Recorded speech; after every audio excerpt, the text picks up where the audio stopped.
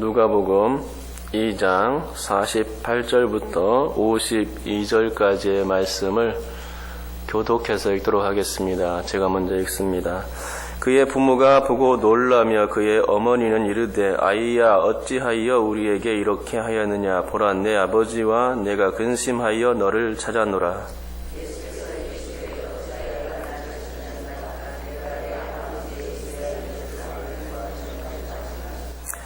그 부모가 그가 하신 말씀을 깨닫지 못하더라.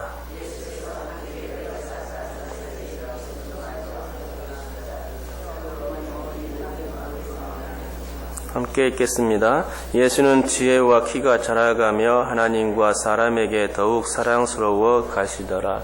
아멘. 오늘 본문은 예수님의 12살적 때의 이야기입니다. 그런데 오늘 본문은 특이하게도 예수님의 부모들이 예수님 때문에 속썩은 일이 기록되어 있습니다. 그러면 예수님은 왜 부모를 속썩였을까요? 51절에 보면 순종하며 받드시더라 라는 말씀처럼 예수님은 항상 부모님께 순종하는 그런 스타일이었습니다. 그런데 그날만큼은 조금 달랐습니다. 반항기라고 해야 할까요? 아니면 사춘기라고 해야 할까요? 부모의 마음은 아랑곳하지 않는 예수님의 모습을 오늘 본문을 통해서 볼 수가 있다는 얘기죠. 아이를 데리고 나갔다가 잠시 한눈 파는 사이에 잠깐인데도 불구하고 아이가 사라지는 경우가 종종 있지 않습니까? 그럴 때 부모는 헤매게 됩니다. 마음을 졸이게 되고 아이가 어디 있을까 하면서 찾아 헤매는 거죠. 본문의 상황이 바로 그런 것입니다. 아이 예수님을 데리고 예루살렘에 왔다가 일을 마치고 돌아가는 길이었는데 당연히 있을 줄 알았던 아이 예수는 무리의 대열 가운데서 보이질 않았던 것입니다. 그러니 요셉과 마리아가 속상할 만도 합니다. 그러면 그때 예수님은 왜 부모에게 근심을 끼쳐드렸을까요? 이게 오늘 설교의 내용입니다. 우리 다 같이 48절 말씀을 함께 읽도록 하겠습니다. 읽겠습니다. 시작.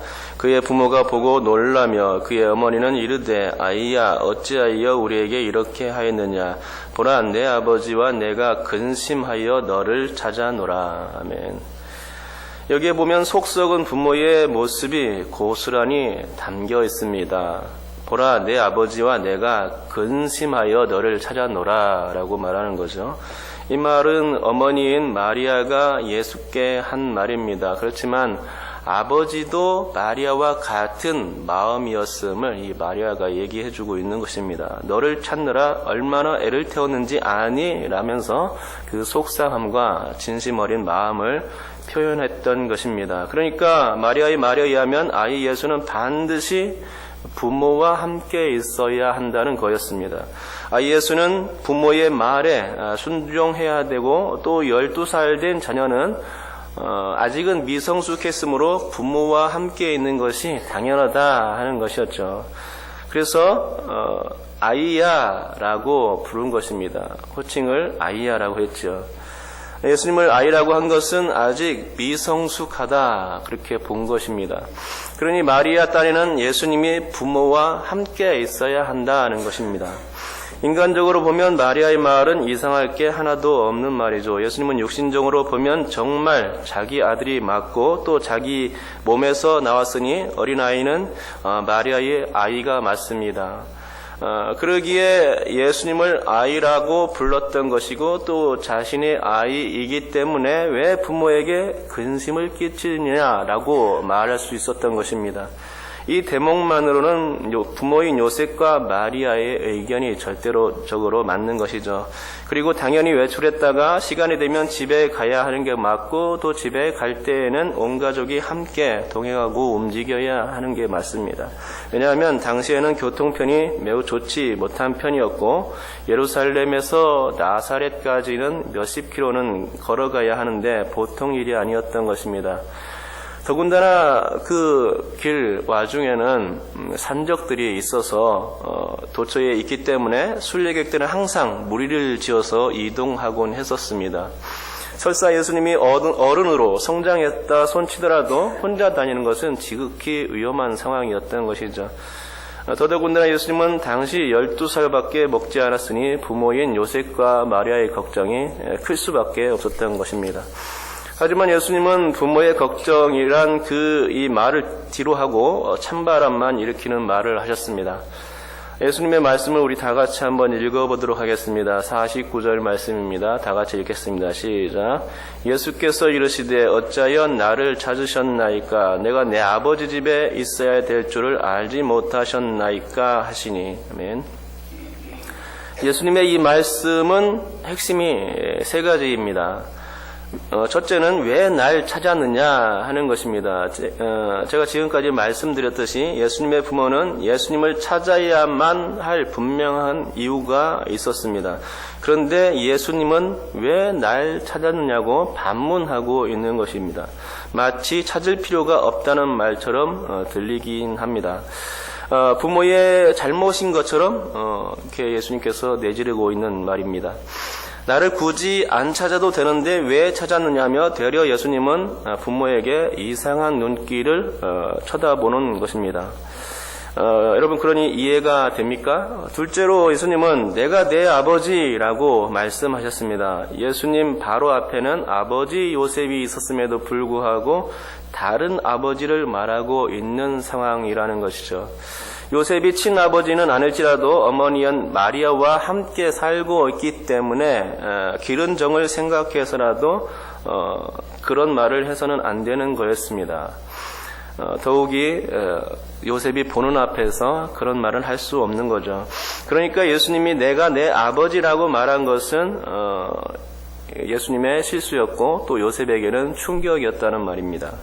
예수님의 12살적 이야기 후로는 요셉에 대해서 성경에 전혀 기록이 나오지 않는데 아마도 이 예수님의 말씀을 듣고서 속병이 나서 일찍 죽었지 않았을까 하는 생각을 한번 해봅니다.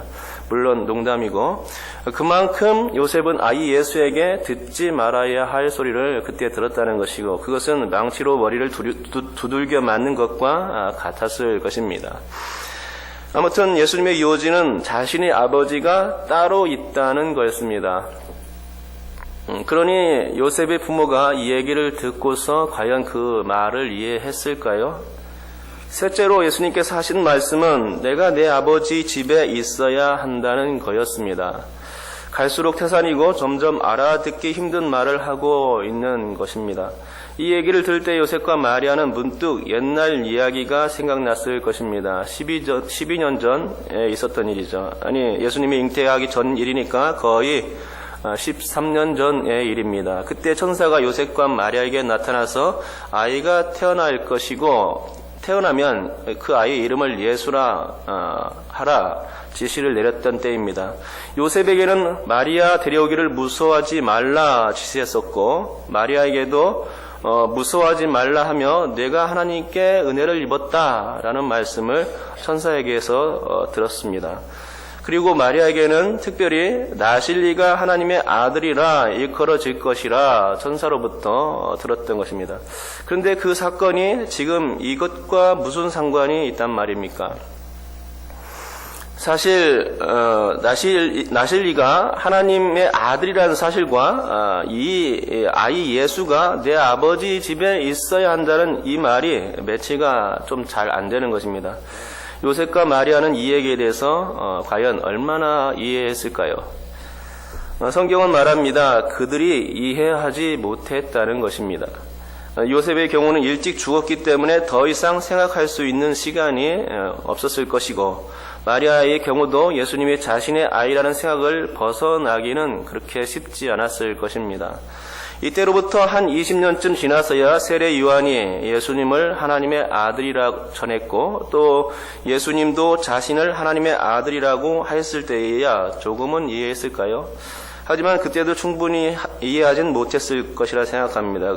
그때도 예수님의 12살 때처럼 단지 예수가 하나님의 아들이라는 그 말을 마음속에 간직해 두는 정도였을 것이라 생각합니다. 물론 예수님의 부활과 승천 시에는 마리아의 마음이 조금 움직였을 것이고 예수가 자신의 아들이 아니라 하나님의 아들임을 믿는 그런 그 가능성이 있었지 않을까 좀 싶은데요.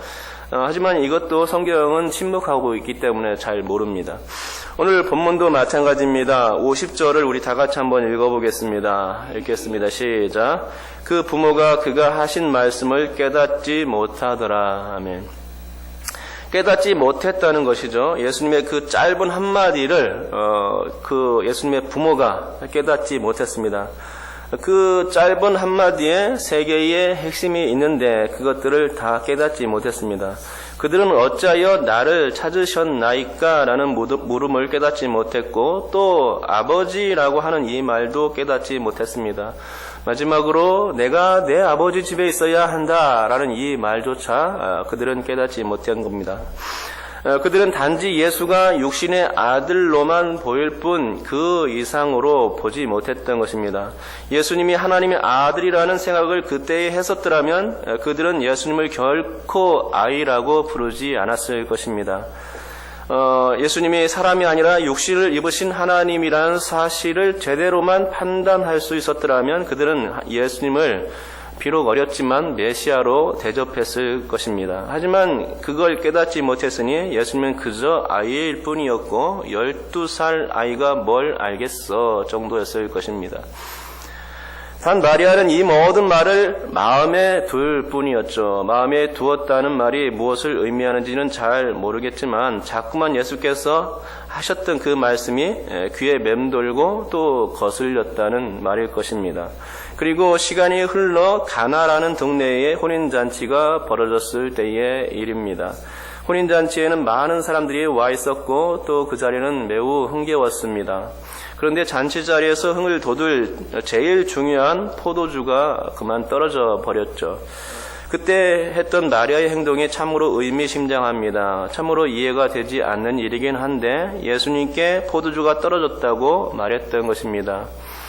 하인들에게 포도주를 사와라 라든가 이웃집에서 빌려와라 하면 될 것인데 예수님께 포도주가 떨어졌다고 말했던 것입니다. 예수님이 그걸 포도주를 사와야 됩니까? 이상하죠. 하지만 마리아는 뭔가 알고 있었다는 얘기입니다. 예수님은 마리아의 말을 받아서 아직 내 때가 이르지 않았다라고 하셨던 것입니다. 그러니까 예수님이 어떤 분이심을 마리아도 어렴풋이 짐작은 하고 있었던 것이죠. 그러나 그때에도 예수님을 하나님의 아들로 부르지는 않았습니다. 포도주를 만들 수 있는 신비한 능력이 예수께 있다는 정도, 그 정도는 알았겠지만 하나님의 아들이라는 사실을 알기는 그만큼 어려웠을 것입니다. 여러분, 예수님은 하나님의 아들이시죠. 결코 요셉과 마리아의 자녀가 아닙니다. 마리아가 예수님을 낳았다고 해서 마리아가 부모일 수 없습니다. 오히려 예수님이 마리아를 낳은 부모라고 해야 할 것입니다. 어찌 조물주가 피조물을 부모처럼 섬길 수 있겠습니까? 그럴 수는 없는 일이죠. 그러기에 천주교처럼 마리아를 떠받들 이유는 없는 것입니다. 또한 마리아를 통해서 구원을 받는 것도 아닙니다. 마리아가 아들 예수에게 잘 얘기해서 구원을 줄 수 있는 것입니까? 그렇지 않습니다. 마리아는 피조물일 뿐입니다. 마리아는 구원과 아무런 상관이 없다는 것이죠. 단지 예수님이 이 땅에 오시게 된 통로에 불과합니다. 하지만 예수님은 그럼에도 불구하고 요셉과 마리아에게 깍듯했습니다. 나사렛에 이르러 순종하며 받드시더라 라는 말씀이 바로 그것입니다. 예수님이 부모의 말씀을 잘 들었다는 것이죠. 육신의 부모에게 효를 다하는 것은 율법을 지키는 것이었기에 예수님은 그것조차 충실했던 것입니다. 내 부모를 공경하라 라는 이 말씀을 하나도 어김이 없었던 것입니다. 하지만 진정한 아버지는 하늘에 계셨기에 예수님은 자신이 있어야 할 장소가 성전이라고 말씀한 것입니다. 솔직히 말해서 예수님이 육신의 부모인 요셉과 마리아와 함께 있었던 시간이 많았겠습니까? 아니면 천상에 계신 하늘 아버지와 함께 거했던 시간이 많았겠습니까? 전자는 점에 불과한 시간이지만 후자는 영원이라는 한계를 정할 수 없는 아주 어마어마한 시간인 것입니다. 정이 들어도 한참 정이 들은 그런 어마어마한 시간이겠죠. 비교가 되지 않는 시간입니다. 그러니 당연히 예수님은 아버지가 계신 곳을 그리는 것입니다. 그래서 성전에 있고 싶었을 것입니다. 왜 우리도 고향에 대한 그리움이 머릿속에 항상 남아있지 않습니까? 고향 추억이죠. 예수님도 그때 아버지와 함께 있었던 시간을 추억하지 않았을까 한번 생각해 봅니다. 오늘은 예수님의 12살적 이야기를 살펴보았습니다. 그런데 우리는 이 이야기를 통해서 한 가지 알게 되었습니다. 그것은 우리의 육신의 눈으로는 아무리 해도 예수님이 하나님의 아들로는 보이지 않을 수 있다는 것입니다. 예수님이 신의 아들이신데 육신의 부모는 그 예수와 평생을 같이 살아도 그것이 잘 믿겨지지 않았다는 것입니다. 그러니 우리는 무엇하겠습니까? 그러면 언제 그들이 믿어졌을까요? 그건 잘 모르겠습니다. 성경이 밝히고 있는 것이 아니기 때문에. 여러분, 이건 육신의 눈만 가지고서는 결코 믿겨질 일은 아닙니다.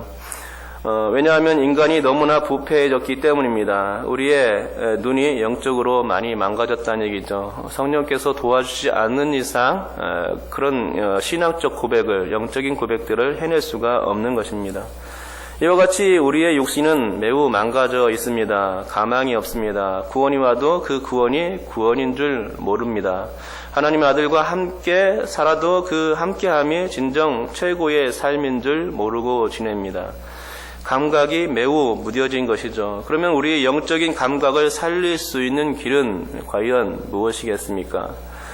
그건 우리의 육신의 눈이 아니라 영적인 눈을 뜨는 일인 줄 믿습니다. 사물 자체로 보이지 않고 그 사물을 존재케 하시는 보이지 않는 하나님의 손길이 있음을 눈을 떠야 하는 것입니다.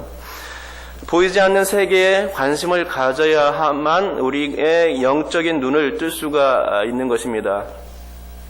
여러분께서 그렇게 되시기를 주님의 이름으로 축복합니다. 보이지 않는 세계가 있고 그 세계를 움직이시는 분이 바로 하나님이심을 믿으시기 바랍니다. 예수님께서 나를 구원하시기 위해 이 땅에 오신 구세주이심을 믿고 볼 수 있기 바랍니다. 하나님의 그 모든 역사를 믿고 특히 나와 함께 하시는 성령님이 함께 계시다는 것을 믿으시기 바랍니다. 지금도 우리를 위하여 끊임없이 중보 기도하시며 나를 위해 응원해 주시는 우리 구주 예수님이 내 옆에 계심을 믿으시기 바랍니다. 우리는 예수님과 또 성령님과 늘 함께 있음에도 불구하고 느끼지를 못한다는 것이죠. 과연 여러분의 신앙이 어디에 있습니까? 함께 계시는 하나님, 성령님이 계시지 않습니까? 언제나 그분이 우리를 든든히 지켜주고 계십니다. 그런데 우리는 그 성령님을 보지 못한다는 것이죠. 볼 수 있어야 되겠습니다. 성령님께서 우리를 도우시는 것을 볼 수 있어야만 하는 것입니다. 그렇기 때문에 영적인 눈을 뜨는 것을 여러분들이 관심을 가질 수 있기 바랍니다. 그것을 볼 수 없는 것은 아직도 우리의 육신의 눈이 너무나도 강하기 때문입니다. 보는 것만 믿으려고 하는 성향이죠. 이런 성향에서 빨리 벗어나고 믿음의 눈을 떠서 하늘을 볼 수 있고 예수님을 볼 수 있어야 되겠습니다. 나를 늘 도우시는 내 안에 계신 성령님을 볼 수 있어야 하겠습니다. 여러분께서 이렇게 믿음의 눈을 떠서 영적인 세계를 볼 수 있기를 주님의 이름으로 축복합니다.